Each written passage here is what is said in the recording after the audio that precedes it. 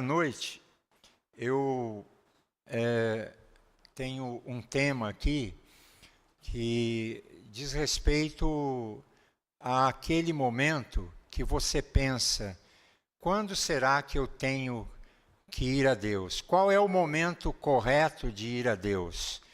Qual é a circunstância que eu deveria procurar a presença de Deus? E o tema que eu tenho hoje é esse: sempre é tempo de ir a Deus. Sempre é tempo de ir a Deus. Às vezes você fala e está batendo a cabeça por alguma questão, e já foi por tantos caminhos, mas queria deixar a opção para você.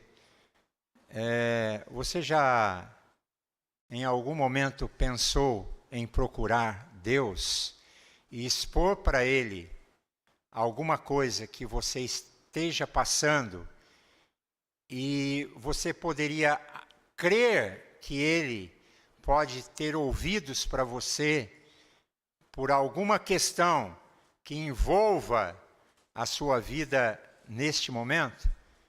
Então, esta é a opção para você nesta noite.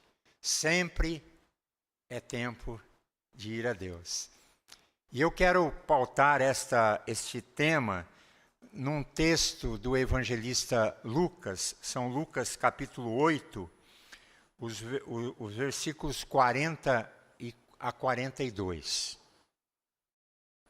É uma história bem conhecida, mas que traz sempre uma lição nova para o nosso coração. E diz assim: quando Jesus voltou, a multidão o recebeu com alegria, porque todos o estavam esperando. Eis que veio um homem chamado Jairo, que era chefe da sinagoga, e prostrando-se aos pés de Jesus, suplicou-lhe que fosse até a sua casa, pois tinha uma filha única de uns 12 anos, que estava morrendo.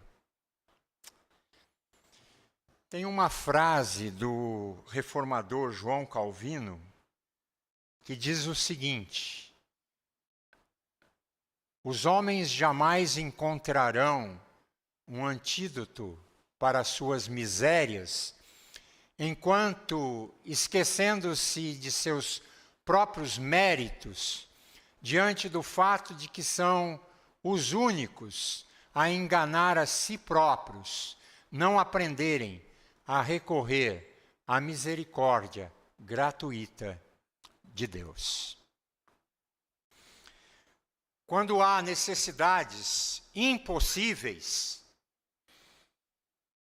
quando há questões que precisamos tratar ou resolver na nossa vida, nós precisamos, sem dúvida nenhuma, pensar numa alternativa que seja eficaz para tratar e que possa ajudar a encontrar a resposta mais assertiva, a resposta mais correta, a resposta mais certa, para solucionar aquela questão que porventura estejamos passando.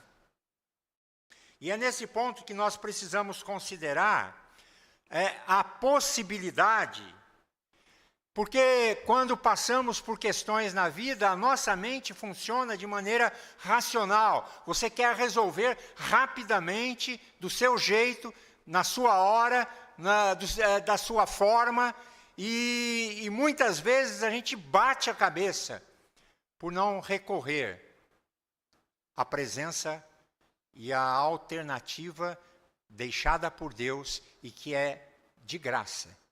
Deus está disponível para te ouvir.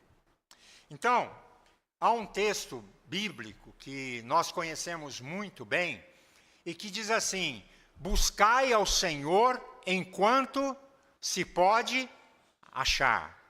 Isaías 55, 6. E as profecias dizem, as profecias bíblicas, elas dizem que haverá um tempo em que vão querer buscar a presença de Deus, mas será tarde demais. Deus está disponível agora.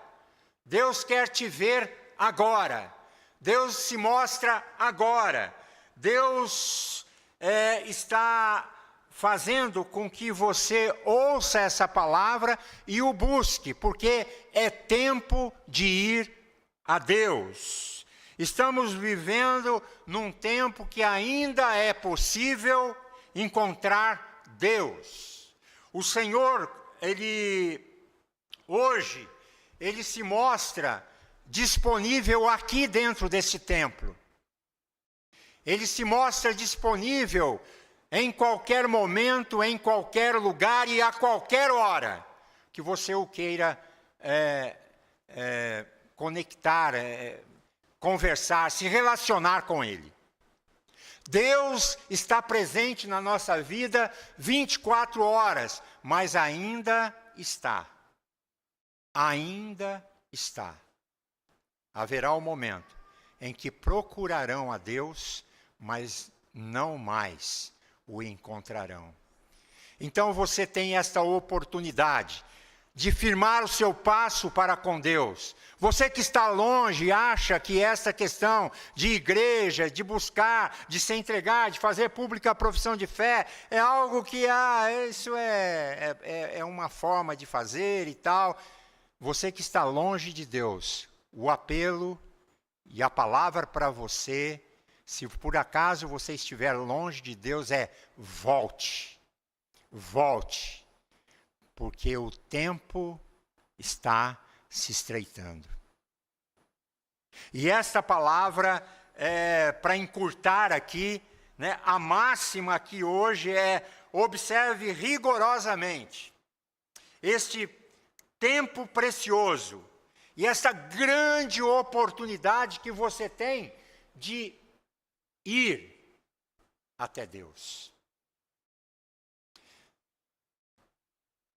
Foi o que, por exemplo, fez um ator. Eu li uma história, procurei saber uma história esta semana, de um ator famosíssimo. Fez muitos filmes e ainda faz. É o Anthony Hopkins. E eu não sei, né, ele, em algum momento da vida dele, ele precisava de uma resposta, porque Anthony Hopkins ele era ateu, completamente ateu durante quase que a vida toda dele. E no ateísmo dele, chegou um momento que a vida dele se tornou incontrolável. Sabe por quê? Porque ele se tornou um grande alcoólatra. Ele não conseguia se livrar do alcoolismo. Ele não conseguia, ele era um escravo do alcoolismo. E ele mesmo chegou à conclusão, eu estou perdido. E ele começou a procurar ajuda. Uma ajuda que ele não encontrava, ele estava desesperado. E ele então procurou ajuda num AA, Alcoólicos Anônimos.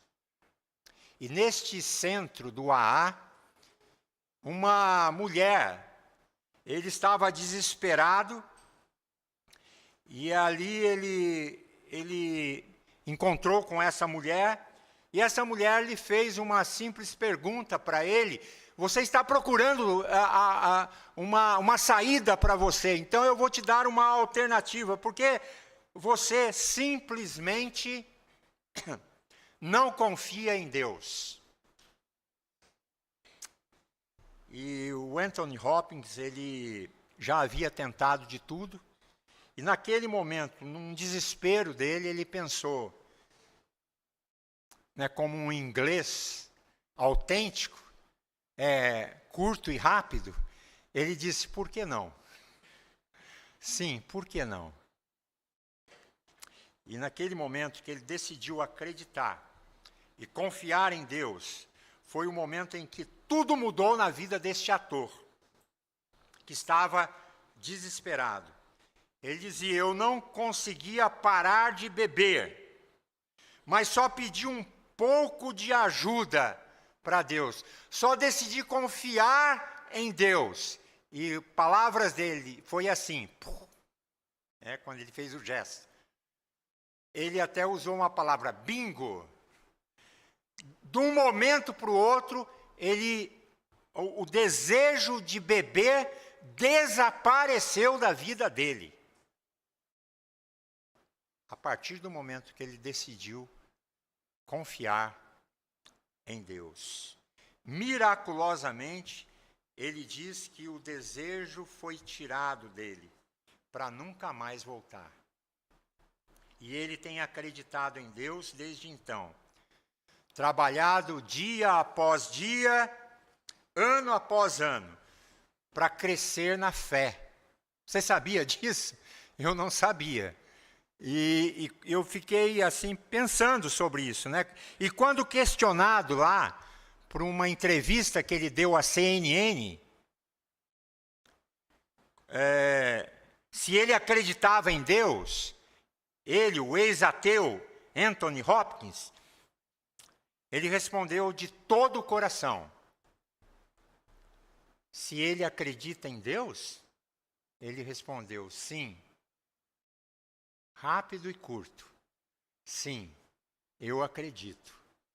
Eu vivo isso. Sim, eu acredito. Eu vivo isso. E você? Já decidiu ir a Deus?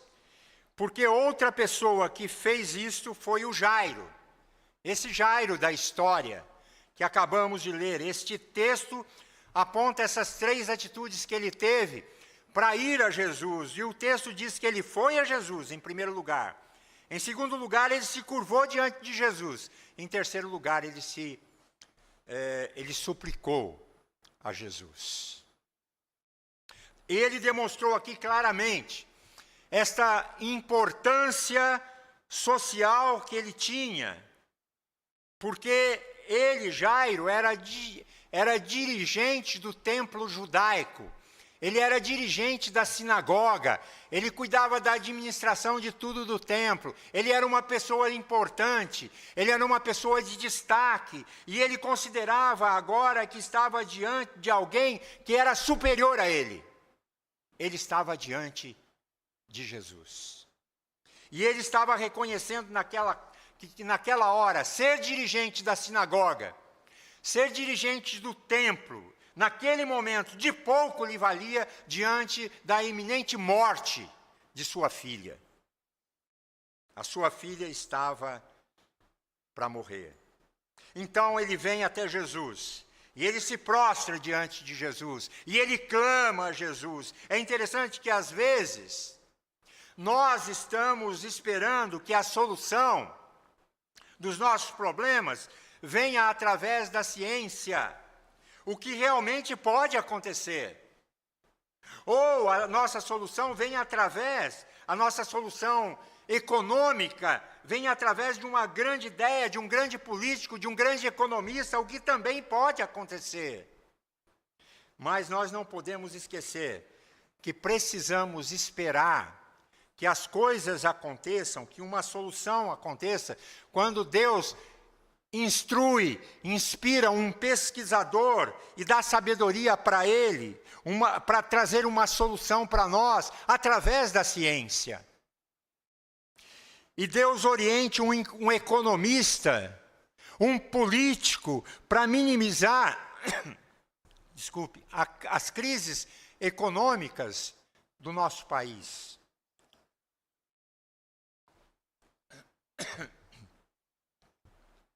Por isso, gente, é tempo de nós fazermos o que Jairo fez. É tempo de ir até Deus. É tempo de nos prostrarmos diante de Deus. E é tempo de nós clamarmos a esse Deus. Deus espera que você faça isso, porque haverá um tempo que isso não mais vai ser possível. Isso já era uma prática antiga e comum na vida dos salmistas, de alguns que escreveram salmos, que buscaram súplicas e prostrações diante de Deus. Veja, por exemplo, o Salmo de número 13, os versículos de 1 a 3. E diz assim: até quando, Senhor, te esquecerás de mim? É como se ele estivesse fazendo um choro.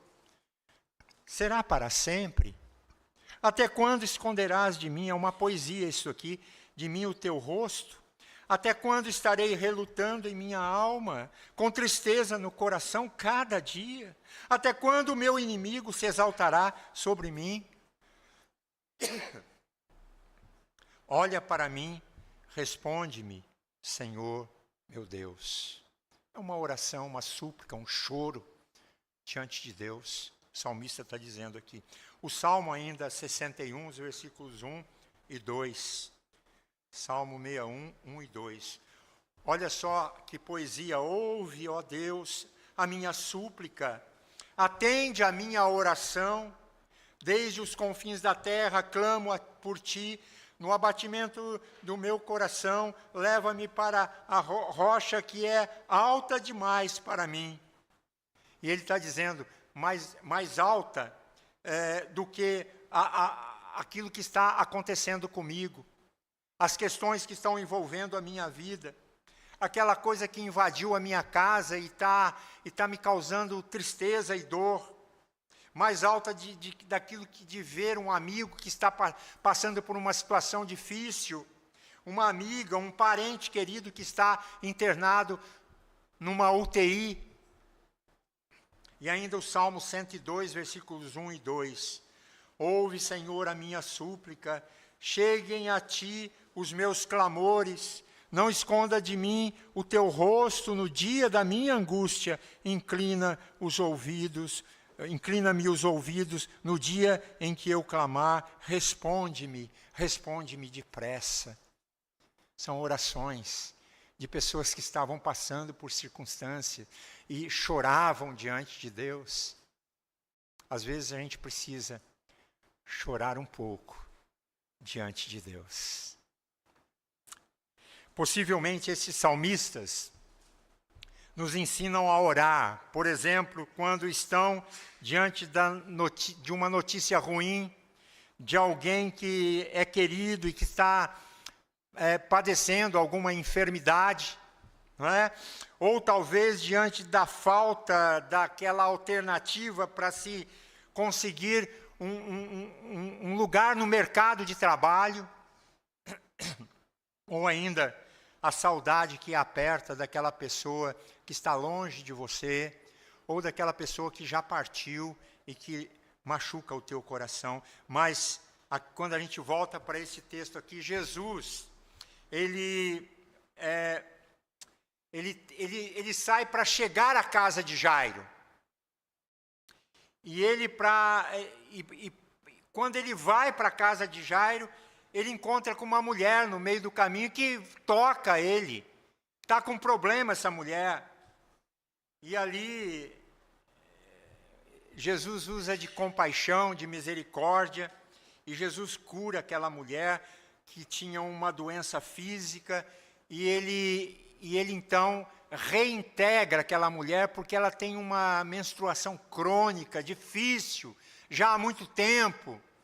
E quando ele cura, e aquela mulher só toca, e Jesus só toca nas vestes de Jesus, e ela é curada. Naquele momento, aquela mulher que era marginalizada, ela é reintegrada física, social e espiritualmente naquele momento da sua vida, à sociedade que ela vivia. E nós seguimos depois disso, na sequência, a gente vê que no versículo 49, vai dizer algo muito triste, né? Porque diz lá do texto aí de Lucas, versículo 49.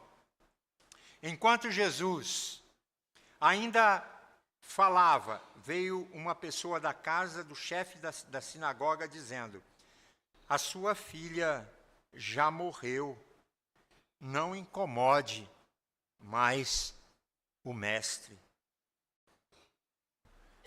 Como que você se sentiria se você ouvisse essa conversa e na relação que você tem com Jesus? Jesus, ele foi, ele clamou, ele pediu, Jesus estava indo na casa dele, mas Jesus tem que parar para atender uma mulher e uma multidão que cercava, e atrasou para chegar na casa de Jairo.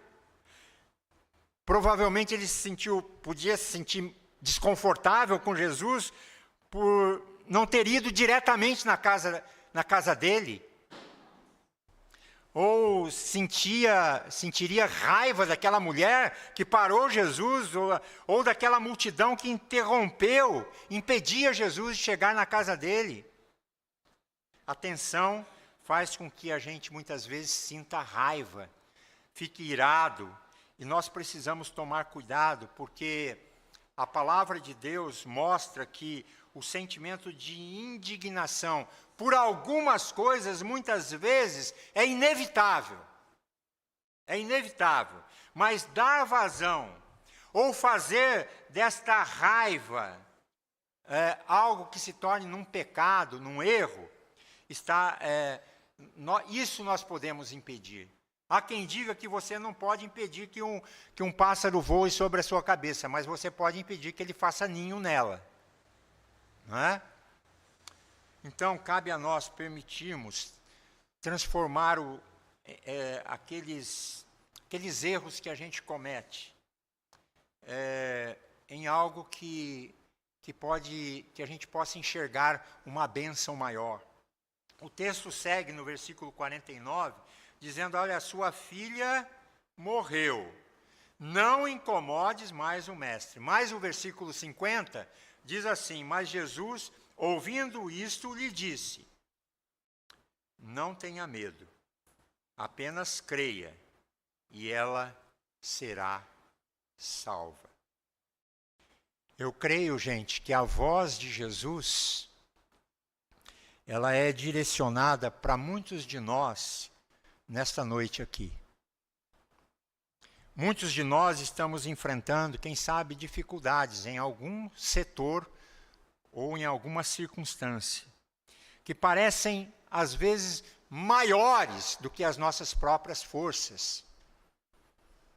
Muitos de nós que estamos sob tensão, muitos de nós que estamos cansados. A palavra de Jesus é: não tenha medo, confia em mim. Deposite sua crença naquilo que eu sou. Saiba que eu os tenho amado. Saibam que eu tenho exercitado a minha vida a favor de vocês. Coloque a sua confiança no meu cuidado, diz Jesus. E nesse texto existem vozes aqui. E estas vozes... surge uma pergunta: qual voz você vai escutar? Existem vozes da desesperança, porque tem coisas que você quer fazer na vida e tem alguém que chega falando: não vai dar certo, e nem tenta. Isso daí, você sonhou tanto, eu sei, mas joga esse sonho fora, isso aí já era, acabou, esquece. Vozes da desesperança. Gente que não compactua com você os seus sonhos e querem jogar os seus sonhos, querem enterrar os seus sonhos, querem jogar para debaixo da terra.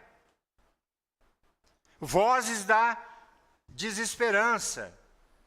E aí, essa é a voz que Jairo ouviu, não incomoda. Olha, esquece, para de falar com Jesus, esquece. A tua filha já morreu. Acabou, não tem mais jeito. Quem tem jeito para a morte, não tem mais jeito, acabou. Vamos enterrar a menina. Para de falar com Jesus. Não incomode, pare de clamar. Pare de buscar. Não existe mais esperança. Tem muita gente que está aí andando com vozes da desesperança para os outros, tentando jogar o sonho dos outros no lixo.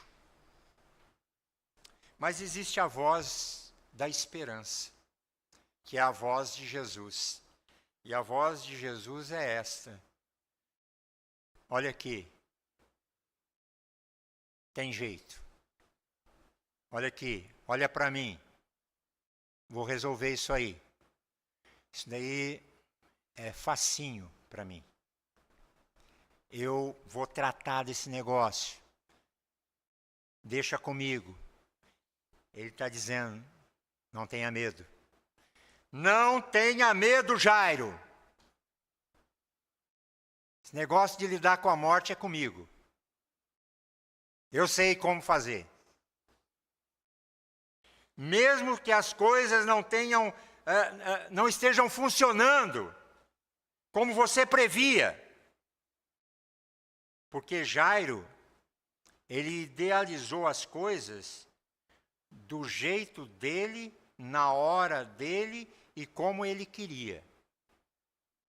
Ele suplica a Jesus, ele busca Jesus e ele sai correndo e vai direto para sua casa. Mas de repente Jesus resolve parar no meio da multidão. É como se Jesus dissesse, não estou com pressa. Porque Jesus sempre sabe o que faz.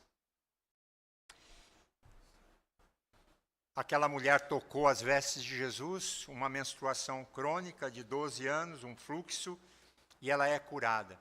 E naquele momento, ele vai gastar um tempo ali parado para conversar com aquela mulher.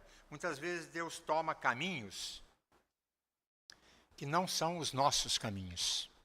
Sabe por quê? Porque o pensamento de Deus, ele é maior do que o teu pensamento. Você não chega nem perto dos planos que Deus tem para fazer e realizar na tua vida. Porque Ele pensa muito além de você. E quando você pensa que as coisas já acabaram e não tem mais jeito, Deus fala para você, não tem jeito para você. Porque eu tenho o meu tempo, eu tenho a minha hora e eu tenho o meu jeito. Você só precisa confiar no meu poder. E aí, nós temos que ouvir esta voz de Jesus, a voz da esperança. Não tenha medo, tão somente creia. Confie no meu amor e no meu cuidado para você. O ato seguinte, versículo 54, diz, mas Jesus tomando aquela menina, quando ele chegou naquele lugar, tomou aquela menina e disse, menina, levante-se. Esse mesmo relato está escrito lá em Marcos. Ele enfatiza essa palavra de Jesus numa palavra em aramaico que Jesus diz, Talita cumi. Menina, levante-se. E ele toca na mão daquela menina. E naquela época, é interessante isso que eu vou falar agora. Naquela época, havia duas formas, pela lei judaica, de uma pessoa se tornar impura. Era quando alguém tocasse, uma pessoa era tocada ou tocado por uma mulher que estivesse no período menstrual. Essa pessoa se tornava impura. A segunda forma de se tornar impuro por uma lei judaica era tocar em um cadáver. Uma pessoa que já tinha morrido. Essa pessoa se tornava impura. Jesus quebrou as duas leis num dia só. Ele foi tocado por uma mulher que estava com uma menstruação crônica e ele tocou naquela menina que estava morta e ressuscitou. E o interessante é que quando Jesus tocou nessa menina, não foi Jesus que ficou impuro, foi a menina que se tornou pura. Foi aquela mulher que se tornou pura. E essa menina se levantou e voltou à vida.